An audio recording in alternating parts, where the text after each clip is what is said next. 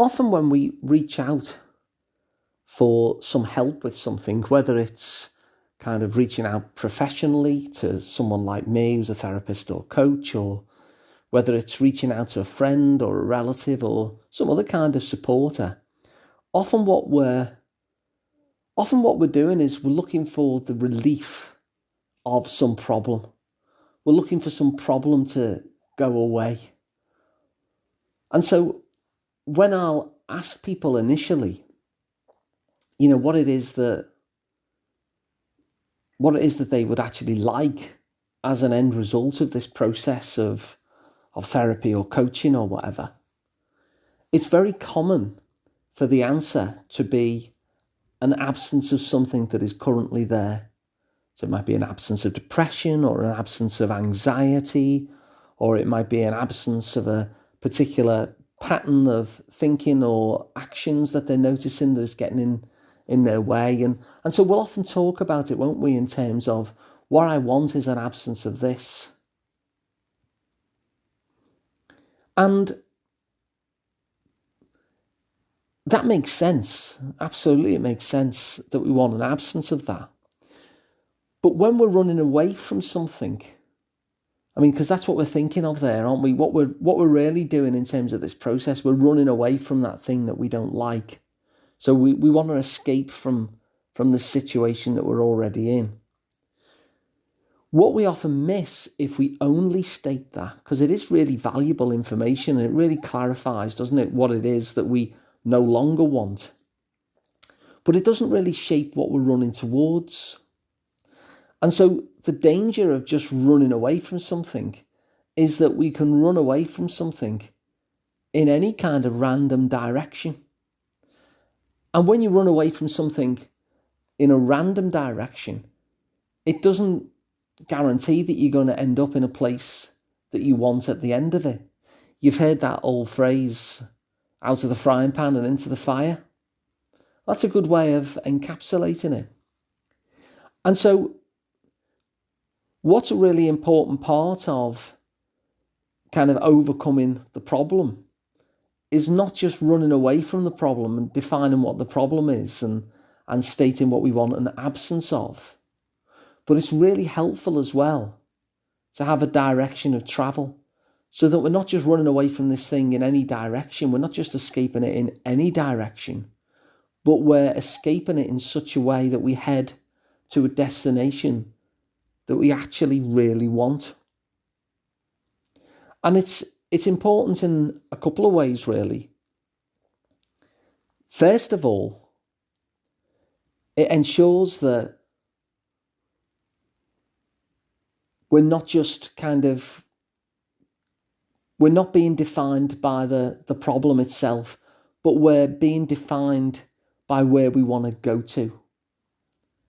So that's the first benefit of it. It ensures that we end up where we want to end up. But the second benefit is it actually increases our motivation to make the change.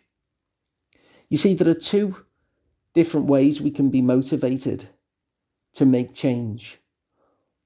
One of which is that we're trying to get away from something. And the other way is that we might be enticed forward. So let's say, for example, you really hate your job. You might be motivated to change because you really hate your job. By the same token, you might have a dream of this different future for yourself, working in a completely different type of role. And it might actually be that is the thing that is providing the motivation, the pull forward, rather than just the fact that you don't like the job. Maybe not liking the job wouldn't be the motivation for you to change.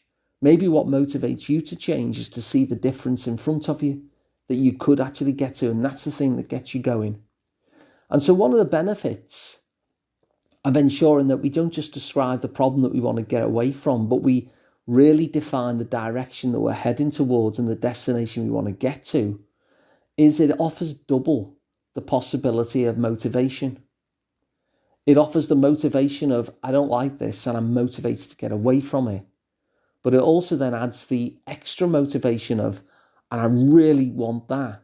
And so I'm motivated to move towards it. So not only does it give you extra motivation to change when you describe where it is you want to be headed to, it actually makes it far more likely that when you escape from that problem, you're not just going to go from out of the frying pan and into the fire. You're actually going to leap out of the frying pan and end in a place that you want to, because you're not just escaping it at random. You're moving away from the problem towards something that you actually want. And so you end up at a destination that you prefer, rather than just a destination that isn't this. You see, when we rely just on not this, what that opens up is a plethora of other miserable destinations that we could end up at. And so if we get really specific about what it is that we want instead of this, it means that when we get rid of this situation that's getting in our way, we end up at a new place that actually we want to stay in, that we want to be in. And so it's really powerful that while that temptation that we all have is simply to describe what we don't want, a really good question is, so if you don't have this, what is it you would most like instead? Because when you ask that instead question, it allows you to paint out a future which will add to your motivation and ensure that you actually get to a place that you want to be at. When you actually describe the future version of you that you will have instead of this, it's exciting. And it's not just about getting rid of a problem, but it's about having this new preferred future that feels wonderful to you, wonderful enough that it adds to your motivation to change, and wonderful enough that you can actually build steps towards that, so that once the problem has been overcome, where you end up is not just in any old place, but in the place that you prefer. And that's really powerful and transformative. And so I'll invite you to do that as well.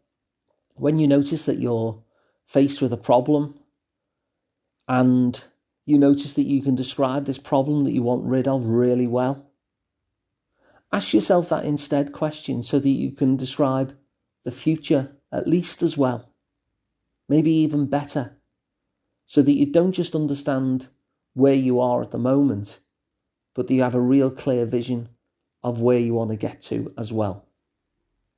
So if you find that useful, please share it around so that other people can find it useful. That really helps.